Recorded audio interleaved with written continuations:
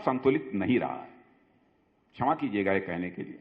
कई बार ऐसा प्रतीत होता है कि जिन देशों पर वैश्विक संस्थाओं को मजबूत करने की सबसे अधिक जिम्मेदारी है, वही निर्णय और संरचनाओं को सीमित कर देते हैं और फिर उसी संस्था से बड़े परिणाम की उम्मीद भी रखते हैं। दोनों साथ नहीं चल सकते। हमारे यहां संस्कृत में एक बड़ा प्राचीन पर रेलिवेंट मैगजिम है, जिसे अर्ध वैश्य न्याय कहते हैं।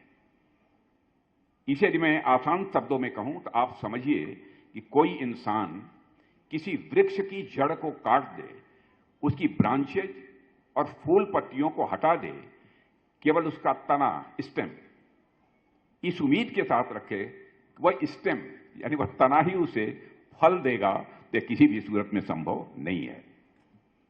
और साथियों, आज यूनाइटेड नेशंस के साथ भी कुछ ऐसी ही स्थिति दिखाई देती है। हमको क्षमा किया जाए इसके लिए।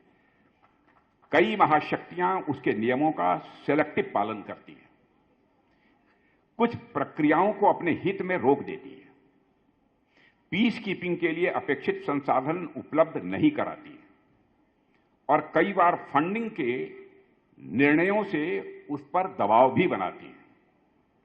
अक्लेमंद इशारा काफी है। जब संस्था के अधिकार सीमित कर दिए जाते हैं तो उसके पास संसाधन नहीं रहते और उसे अपने वास्तविक कार्यों के लिए पर्याप्त सहयोग भी नहीं मिलता है, तो स्वाभाविक रूप से उसका प्रभाव कम होता है।